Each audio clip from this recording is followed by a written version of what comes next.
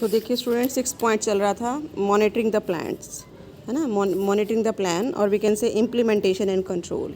तो जब भी कोई रिटेल प्लानिंग की जाती है तो प्लानिंग करने के बाद हम जो भी रिटेल स्ट्रेटजी बनाते हैं, है ना, उसका इवोल्यूशन किया जाता है कि आपने जो स्ट्रेटजी बनाई थी उसके अकॉर्डिंग वर्क हुआ या नहीं हुआ, वो कितनी इफ़ेक्टिव है ना, अपॉर्चुनिटीज़ का सही ढंग से फ़ायदा उठाया या नहीं उठाया। तो टाइम टू टाइम जितनी भी रिटेल स्ट्रेटजी हैं उसके बारे में हम जो है वो लोगों से एडवाइस भी ले सकते हैं कि उसके अंदर कुछ इम्प्रूवमेंट की ज़रूरत है या नहीं। जो मैनेजमेंट है वो भी उसको चेक कर लेती है कि उसको सक्सेस दिलाने के लिए क्या कुछ उसके अंदर मॉडिफिकेशन की जानी चाहिए, है ना। तो जो भी रिटेल स्ट्रेटजी बनाई, क्योंकि रिटेल स्ट्रेटजी रिटेल प्लानिंग का पार्ट है, तो रिटेल प्लानिंग जो है वो रिटेल स्ट्रेटजी की फॉर्म में ही इम्प्लीमेंट हो सकती है। तो इसलिए रिटेल प्लानिंग में ही रिटेल जो है वो स्ट्रेटजी को इवेल्यूट किया जा सकता है। तो इसलिए ज़रूरी है कि जो नई नई अपॉर्चुनिटीज़ हैं उसका फ़ायदा उठाया गया या नहीं उठाया गया उसको देखा जाता है। तो जो आपके टारगेट थे, अब कैसे पता चलेगा कि वो सक्सेस उसने अचीव की या नहीं की, तो यहाँ पर हम ये देखेंगे कि जो हमने टारगेट सेट किए थे क्या वो टारगेट अचीव हो रहे हैं।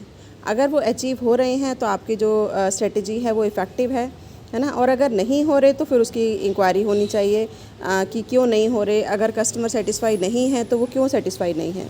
तो जो भी प्रॉब्लम्स आती हैं उसको ध्यान से देखना चाहिए, जैसे हम करते हैं ना कि स्टैंडर्ड को एक्चुअल के साथ कंपेयर करते हैं।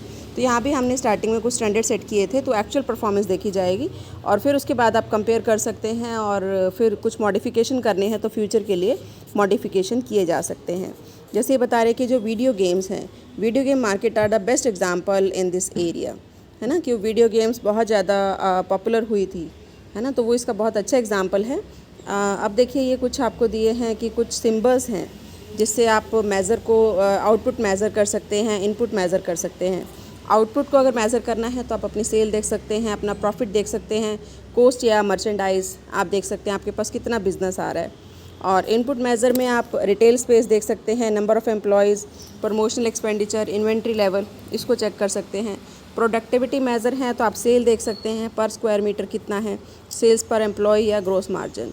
तो वी कैन से, अगर हम ब्रीफ में कहें तो फिर आप यही है कि ये जितने भी स्टेप्स फॉलो किए तो लास्ट में आप करेक्टिव एक्शन ले सकते हैं अगर स्टैंडर्ड के अकॉर्डिंग एक्चुअल रिजल्ट नहीं आए, उसमें कुछ डिफरेंसेस आ रहे हैं, तो ताकि फ्यूचर में जो स्ट्रेटजी है उसको और ज़्यादा इम्प्रूव किया जाए। तो जो भी आपने टारगेट सेट किया था, शॉर्ट टर्म या लॉन्ग टर्म ऑब्जेक्टिव जो डिसाइड किए थे, उसके अकॉर्डिंग काम हुआ या नहीं हुआ, हुआ तो इट्स बेटर, नहीं हुआ तो इट कैन बी इम्प्रूव, है ना। फिर करेक्टिव एक्शन लिए जा सकते हैं। तो ये टॉपिक आपका कंप्लीट हो गया है। नेक्स्ट लेक्चर में हम लेंगे रिटेल एक्शन प्लान।